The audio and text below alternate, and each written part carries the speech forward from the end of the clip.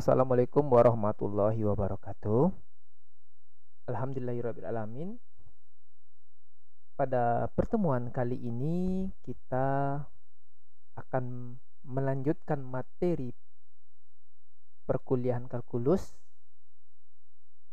yaitu tentang diferensial atau turunan ya.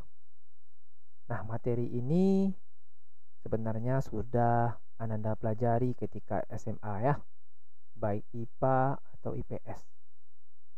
Anda sudah mempelajarinya ini. Nah, sebelum kita melanjutkan materi ini, coba kita ingat-ingat dulu materi yang telah kita pelajari pada pertemuan sebelumnya. Masih ingat ya? Materinya tentang limit. Kita tahu ya, limit itu ada ya, kita pakai dalam kehidupan kita sehari-hari ya. Secara tak langsung kita sudah memakainya. Kita pernah mendengar atau mengatakan istilah limit 3 hari gitu, atau limit 10 hari gitu ya. Misalnya ketika pertemuan sebelumnya saya telah memberikan tugas kepada Ananda, saya kasih ini tugas ini limit 4 hari gitu ya. Jadi apa itu maknanya gitu ya? Coba kalau kita cari pada KBBI ya. Jadi pada Kamus Besar Bahasa Indonesia ya, limit itu adalah batasan gitu ya, batas. Jadi ketika saya memberikan tugas limit waktunya 3 hari, berarti batasan waktunya 3 hari. Ada batasan gitu ya. Misalnya kalau coba saya tanyakan, kalau ada batas rumah ya, apakah rumahnya termasuk kepada batasan tersebut? Ya, batas rumah itu misalnya pondasi ya, kan tidak masuk bagian tanahnya di pondasi tersebut yang bisa kita tempati ya. Jadi tidak sampai ke pondasi tersebut gitu ya, karena itu dinding gitu yang bisa kita tempati ya, selain dari dinding itu, karena itu adalah batas gitu ya.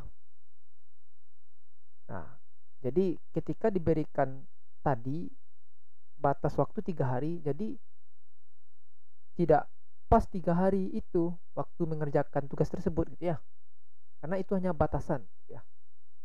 Jadi bisa jadi kalau 3 hari mungkin hanya bisa kita mengerjakannya 2 hari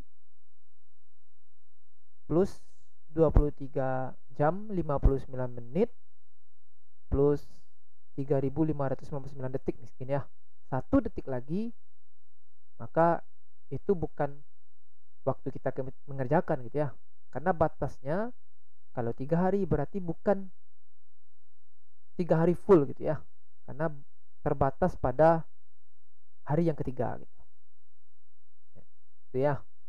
Nah, apa maknanya ketika di dalam matematika? Contohnya seperti ini ya. Kita buka aplikasi GeoGebra online ya. Ini bisa kita lihat. Misalnya di geometri kita memiliki fungsi seperti ini.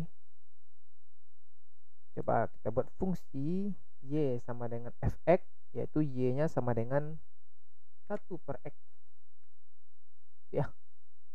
Ini sebuah fungsi. Kalau saya mengatakan,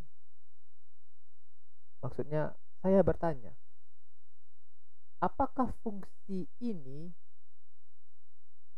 melalui titik ya, melalui x sama dengan 0, atau saya ubah, berapa nilai fungsi 1/x ini ketika x nya sama dengan 0? Pasti tidak ada ya. Tidak ada ya.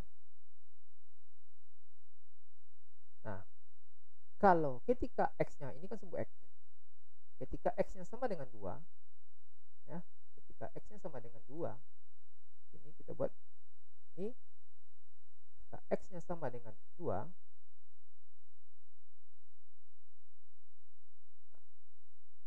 X-nya sama dengan 2, maka nilainya pasti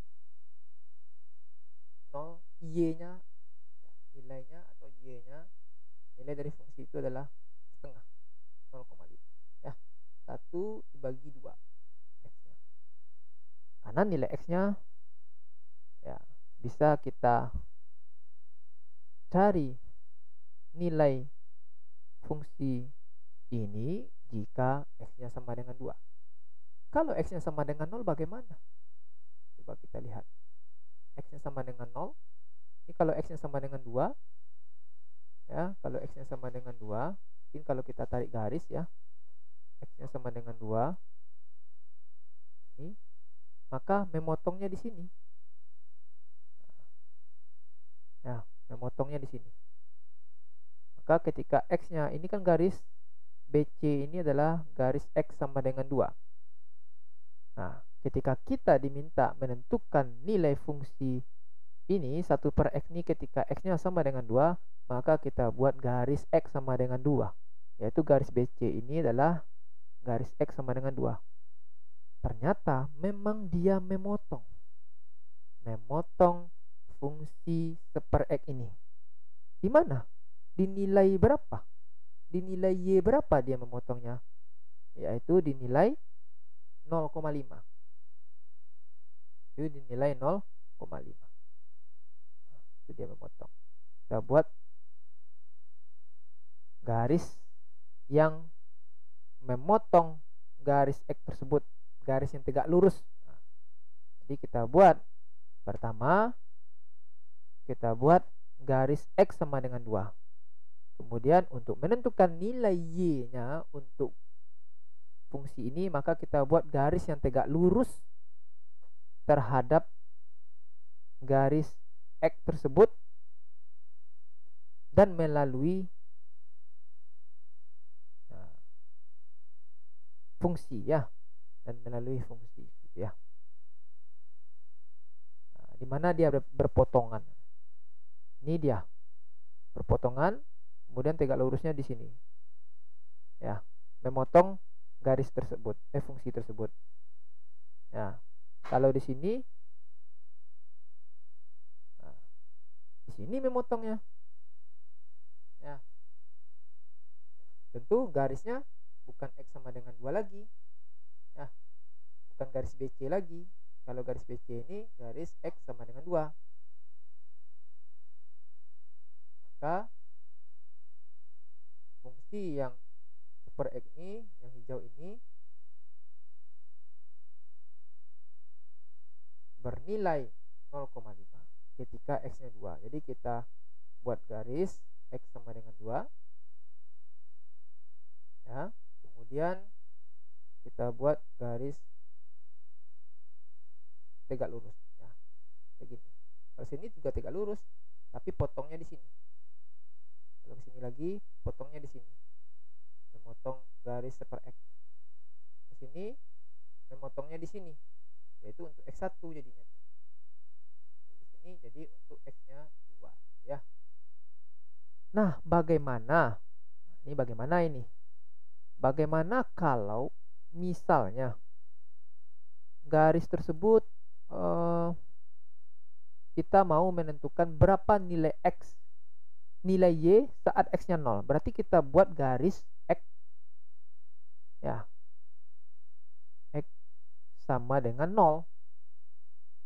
Bagaimana cara kita buat garis X sama dengan 0? Jadi ini dia garis X sama dengan 0 ya. Ini dia garis X sama dengan 0. Inilah garis X sama dengan 0.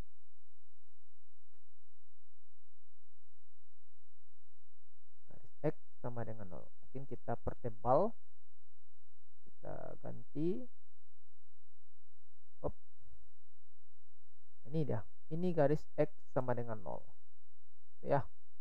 Jadi ketika kita mau menentukan nilai fungsinya saat X yang sama dengan 0, berarti kita buat garis X sama dengan 0. Ketika kita diminta menentukan nilai fungsi saat X yang sama dengan 2, Berarti kita buat X sama dengan 2 garisnya. Nah, coba kita lihat. Ketika X sama dengan 2, dia memotong di D ini. Ya, di sini dia potong. Ya. Di sini dia memotong. Yaitu ketika 2, maka dia nilainya 0,5. Memotong di 2, di nilai Y-nya 0,5. Nah, ketika X-nya 0, apakah dia memotong? Coba kita lihat. Coba kita lihat. Apakah dia berpotongan juga? Nah, ini sudah jauh kita apakan ini. Tidak juga dia memotong. Ya. Ini kalau kita zoom, nah, nih, terus nih, tidak ada bermotong dia. Ini sudah nilai Y-nya 32 nih. Belum juga dia memotong. Belum juga dia memotong. Nah, jadi fungsi yang seperti ini, ya, kita udah belajar di fungsi ya sebelum awal-awal pembelajaran kalkulus. Ini fungsi asimtot ya. Dia tidak pernah memotong garis tersebut. Tapi dia sangat mendekati terus sama garis tersebut ya. Nah, jadi fungsinya ini adalah fungsi asimtot, sedangkan garisnya itu adalah garis asimtot. Jadi tidak pernah dia memotong, tapi dia selalu mendekati, tidak menjauhi dia. Rasa-rasa dapat gitu, rasa-rasa sampai tapi belum sampai gitu ya. Nah, itu dia. Jadi ketika kita diminta menentukan nilainya, berarti kita sebenarnya nilai tidak ada. Ya, nilainya tidak ada saat X-nya sama dengan 0 di sini. 1/0 kan tidak ada ya, tidak ada definisinya. 1 dibagi 0. Masa 1 dibagi 0? Kalau 1 dibagi 1, oke lah, 1 dibagi 0,5 atau setengah. Ada ya maknanya. Tapi 1 dibagi 0, dibagi dengan sesuatu yang tidak ada, itu kan tidak ada definisinya, tidak terdefinisi gitu ya. Nah, jadi kita hanya bisa menentukan batasnya. Ada batasan nilainya gitu ya. Maka kita menggunakan limit ya. Limit itu batas. Jadi ketika limit kemarin itu kita pelajari ya, ketika kita menentukan nilai limit. Jadi hanya di sini kita mencari nilai limit. Nah, ini dia.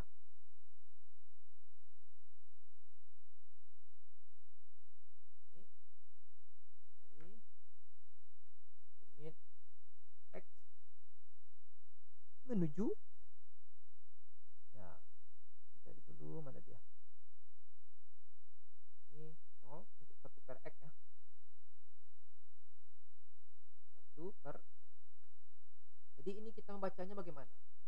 Jadi kita mencari nilai Y untuk fungsi 1 per X ini jika X-nya itu mendekati 0.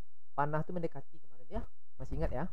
Mendekati 0. Jadi hanya pendekatan saja. Hanya batasnya sampai 0. Tapi dia tidak masuk 0. Nah, itu istilahnya kalau di sistem bilangan real kemarin kita belajar tandanya apa tuh, kurung siku atau kurung biasa. Kurung biasa ya. Kalau kurung siku pasti masuk 0-nya.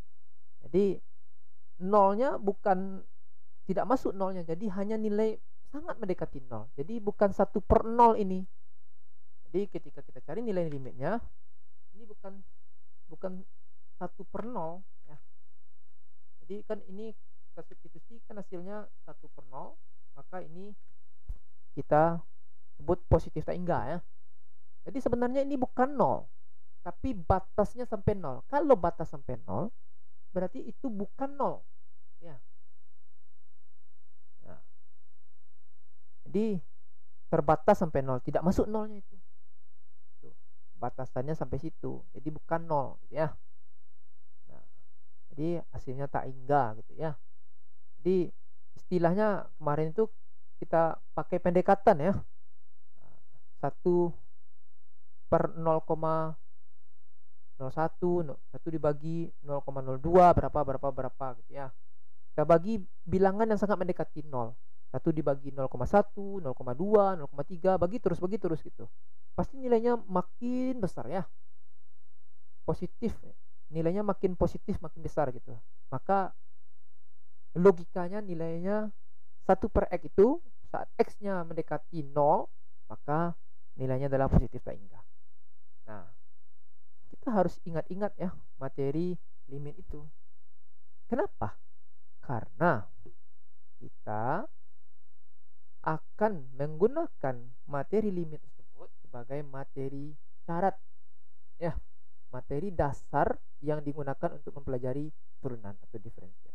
Coba kita lihat peta konsep di materi kalkulus bagian diferensial ini. Jadi materi prasyaratnya kita harus memahami, kita harus pandai menentukan limit fungsi gitu ya. Nah, kemudian video ke-1 nanti kita akan mempelajari bagaimana persamaan garis singkung dan kecepatan sesaat benda gitu ya. Jadi ini menggunakan limit, menggunakan pendekatan limit. Kemudian barulah kita akan menjelaskan, mempelajari tentang konsep turunan. Anda harus pandai menjelaskan konsep turunan gitu ya. Jadi konsep turunan itu bisa menggunakan pendekatan limit, bisa menggunakan aturan-aturan atau teorema turunan. Jadi video 1 ini kita belum masuk ke turunannya, tetapi ini hanya pendahuluan ya. Jadi kita menyelesaikan masalah-masalah yang berkaitan dengan turunan, tetapi dia menggunakan pendekatan limit gitu ya. Jadi nantinya ini persamaan garis singkung dan kecepatan sesaat ini kita pelajari pada lebih lanjut, kita pelajari pada nih video ke-16, menentukan solusi masalah optimasi atau kecepatan. Nah, mungkin masih ingat enggak ketika di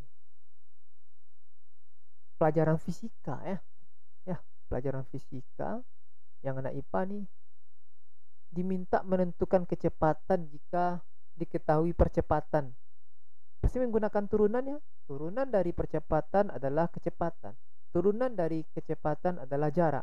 Nah, itu ya. Jadi itu masalah dalam kehidupan sehari-hari gitu ya. Jadi mungkin masalahnya tidak apa ya, dia dalam kehidupan sehari-hari tapi tidak real mungkin ya, tidak bisa kita pegang masalahnya itu gimana ya gitu ya. Namun ini sangat bermanfaat dalam kehidupan kita, dalam apalagi yang teknik gitu ya. Orang teknik bangunan dia memperkirakan sebuah kekuatan jembatan menggunakan rumus-rumus integral dan turunan ini. Dokter menggunakan integral maupun turunan ini untuk memperkirakan dosis obat atau memperkirakan laju pertumbuhan, laju kematian, laju perkembangan atau segala macamnya. Jadi sangat banyak kegunaannya. Jadi saya harap di video kali ini Anda memang kembali memunculkan motivasi untuk belajar gitu ya. Karena materi ini sangat penting gitu. Ya, materi ini sangat penting dan aplikatif sekali. Apalagi materi ini akan digunakan juga pada materi selanjutnya, yaitu integral. Jadi mereka ini adalah adik kakak. Jadi ada turunan, kemudian ada integral. Untuk mempelajari integral kita wajib memahami turunan. Untuk mempelajari turunan wajib kita memahami limit. Oke, itu untuk video kedua. Dan video ketiga itu akan dibahas secara detail tentang teorema-teorema turunan. Jadi Anda harus mampu menggunakan teorema-teorema yang ada pada turunan supaya Anda bisa mengerjakan masalah yang terkait turunan. Apakah itu masalahnya berupa masalah abstrak ya, sekedar notasi saja menentukan turunan ini, fungsi ini berapa, atau apakah berupa masalah matematis gitu ya, masalah matematis yang dalam kehidupan kontekstual gitu ya. Nah, kemudian pada video keempat kita mempelajari tentang aturan rantai gitu ya, menerapkan aturan rantai lebih dari satu kali. Jadi fungsi itu kalau super X tadi ya, itu fungsinya sangat sederhana. Tapi kalau fungsinya lebih kompleks lagi gitu ya. Nah, saya super X, kemudian dalam kurung pangkat 2, kemudian dalam kurung tuh ada akar lagi, kemudian ada lagi gitu, ditambah dengan sekian lagi. Hal yang demikian, kita tidak bisa menggunakan teorema yang sederhana gitu ya. Jadi kita menurunkannya tidak simpel gitu ya, tidak sederhana. Maka kita gunakan aturan rantai. Kenapa tidak sederhana? Karena fungsinya tidak sederhana. Fungsinya sudah kompleks. Maka kita menggunakan aturan rantai. Aturan rantai ini lebih dari satu kali bisa. Ya. Pada video kelima kita menentukan turunan kanan dan turunan kiri. Ya. Kemudian pada video ke-6 kita menentukan turunan fungsi trigono. Nah, di limit kita sudah mempelajari trigono juga ya, limit trigono. Nah, di turunan ada juga turunan trigononya. Di integral nanti juga ada integral fungsi trigonometri gitu ya. Nah, kemudian di dalam ini trigonometri ini juga masuk fungsi aljabarnya atau campuran ya. Kemudian pada video ke-7 kita menentukan turunan tingkat tinggi, dan video ke-8 kita menentukan diferensial fungsi implisit ya. Jadi fungsi implisit ini dalam gitu ya, X di luar gitu ya, terpisah. Jadi fungsi implisit ini kalau turunan itu biasa kita menggunakan turunannya terhadap fungsi X atau fungsi Y gitu ya. Jadi kalau fungsi eksplisit berupa bentuk umumnya Y sama dengan fx, berarti Y-nya sama dengan terus dalam bentuk X semua variabel gitu. Nah, sedangkan kalau fungsinya implisit dia sama dengan 0 ya, fungsinya tuh sama dengan 0. Dalam fungsi tersebut bisa jadi ada XY-nya secara terpisah atau bergabung. Bisa jadi seperti ini, X tambah Y sama dengan 0, berarti itu kan fungsinya implisit.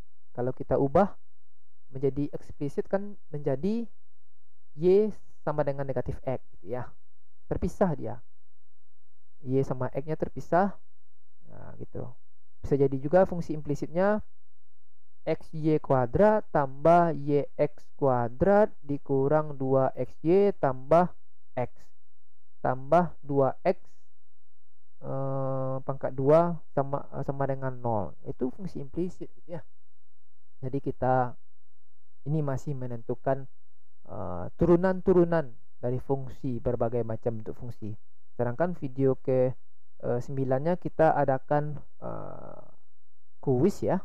Kuis maksudnya ya, kita adakan kuis. Kita mau melihat sebagaimana tingkat pemahaman Ananda untuk materi ini. Kemudian dilanjutkan pada video ke-10 menghitung laju berkaitan. Ini sudah mulai nih masalah-masalah kehidupan sehari-hari ya, menghitung kecepatan, menghitung nilai maksimum atau minimum fungsi ya, menghitung berapa puncak dari sesuatu grafik gitu ya. Kemudian menentukan kemonotonan, turunan kedua dan kecekungan, menentukan ekstrim lokal dan ekstrim pada interval terbuka ya. Kemudian kita video ke-15 kita menggambar grafik gitu ya. Jadi diberikan turunan-turunan, kita dapat menentukan grafiknya berapa gitu. Kemudian yang terakhir kita menentukan solusi masalah-masalah kontekstual ya, tentang optimasi atau kecepatan. Dari rangkaian video kegiatan ini diharapkan tercapailah tujuan pembelajaran ya. Jadi Ananda harus dapat menentukan turunan suatu fungsi dan dapat mengaplikasikannya dalam menyelesaikan masalah matematis gitu ya. Jadi saya harap Ananda semua bisa memahami video ini dengan baik. Jadi kalau ada kendala, pertanyaan, silakan tinggalkan juga di kolom komentar, juga tidak apa-apa. Dan juga di e-learning juga nggak apa-apa juga ya. Nanti juga bisa di e-learning diskusi melalui WA juga bisa kalau terkendala jaringan yang lainnya.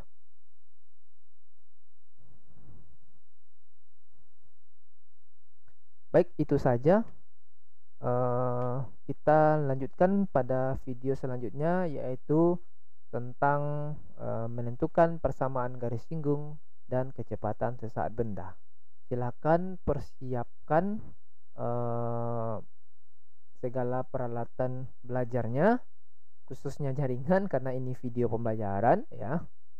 Dan nanti saya akan memberikan juga modul gitu ya. Jadi kita akan mempelajari materi persamaan garis singgung dan kecepatan sesaat. Nah, mudah-mudahan bermanfaat. Assalamualaikum warahmatullahi wabarakatuh.